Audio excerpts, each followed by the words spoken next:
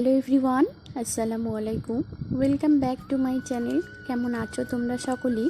আশা করছি সকলে খুব ভালো এবং সুস্থ আছো, আর আমরাও ভালো আছি।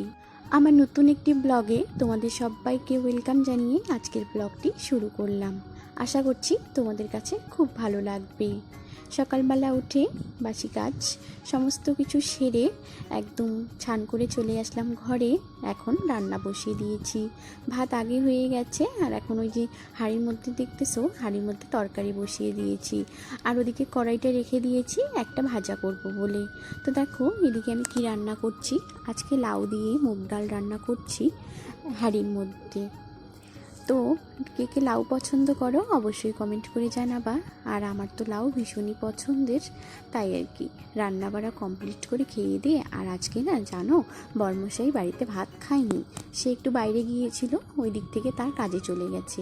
সে আর খেতে পারেনি, মানে গাড়িটা নিয়ে যে গেছে না, গাড়িটার মধ্যে টায়ারগুলো চেঞ্জ করবে বলেছিল। টায়ার চেঞ্জ করতে গিয়ে ওই দিকেই চলে গেছে। বাড়ি এসে খাওয়ার সময়ই পাইনি, তাই আমরা দুই শাশুড়ি বউ মিলে খেয়েছি। আর আমাদের বাড়ির পাশে একটা ননদ আছে, সে এসেছিল, সেও আমাদের সঙ্গে খাওয়া দাওয়া করেছিল।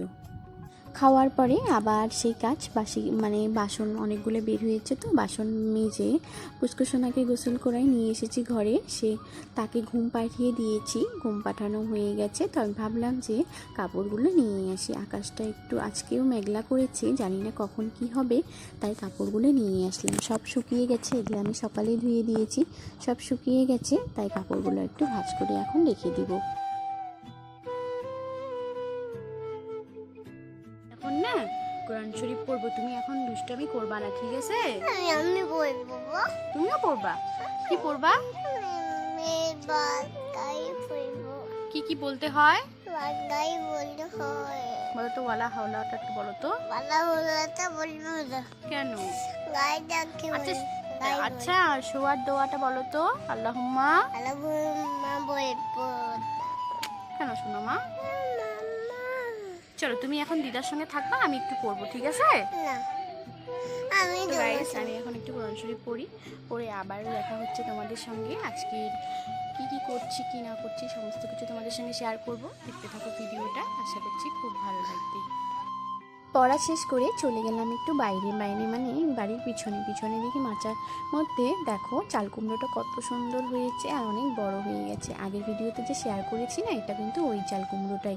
কয়েকদিনের মধ্যে দেখো কত সুন্দর বড় হয়ে গেছে। আমি ছিঁড়তে একদমই পারলাম না, দেখো আমার হাতে কি হয়ে গেছে। ওগুলো একদম কাটা কাটা ছিল, তাই আর আমি তুলতে পারি।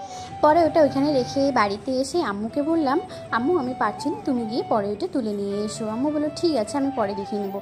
তারপরে দেখো এসে ভাইস্তাদের ঘরে চলে গেলাম, আর ভাইস্তা কি সুন্দর ডান্স করছে, তার সঙ্গে সঙ্গে পুষ্কুসোনাও চলে গেছে।